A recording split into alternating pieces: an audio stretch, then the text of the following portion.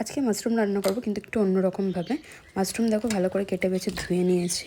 এবার আমি একটা মশলা রেডি করব। মিক্সার জারের মধ্যে নিয়ে নিলাম হচ্ছে টমেটো, পেঁয়াজ কুচি, আদা কুচি আর রসুন কুচি। এগুলো আমি একসাথে একটা স্মুথ পেস্ট বানিয়ে নেবো। মাশরুমটা আজকে আমি একটু ঝাল ঝাল করে রেডি করব। এদিকে তেল গরম হয়ে গেছে, তেলের মধ্যে দিয়ে দিলাম হচ্ছে গোটা জিরে ফোড়ন। গোটা জিরেটা ভালো করে একটু হালকা ভাজা ভাজা হয়ে গেলো, ওর মধ্যে দিয়ে দেবো হচ্ছে পেঁয়াজ কুচি। পেঁয়াজ কুচি দেওয়ার পরে এই পেস্টটা দিয়ে দিলাম। এবার আমি গুঁড়ো মশলা দিচ্ছি, ধনে গুঁড়ো, জিরে গুঁড়ো, হলুদ গুঁড়ো, লঙ্কা গুঁড়ো, আর তার সাথে হচ্ছে পরিমাণ মতো নুন দিয়ে ভালো করে আমি একটুখানি কষিয়ে নেবো। এই মশলাটা ভালো করে কষাতে হবে, যাতে করে তেলটা যতক্ষণ না বেরিয়ে যাচ্ছে। তারপর আমি দিয়ে দিলাম হচ্ছে টমেটো আর চিড়ে রাখা কাঁচা লঙ্কা দিয়ে এটাকে আমি ভালো করে নেড়ে ছেড়ে নিচ্ছি। দেখো কালারটা কত সুন্দর এসেছে মশলার। আরও ভালোভাবে কষানো হবে আর ভালো মতো কালার আসবে। ধুয়ে রাখা মাশরুমগুলো আমি এই মশলার মধ্যে দিয়ে ভালো করে কষিয়ে নিচ্ছি। এই রান্নায় কিন্তু আমি কোনো রকম জল ইউজ করবো না, কারণ মাশরুম থেকে জল বেরোবে। দেখো কতটা পরিমাণে জল বেরিয়েছে।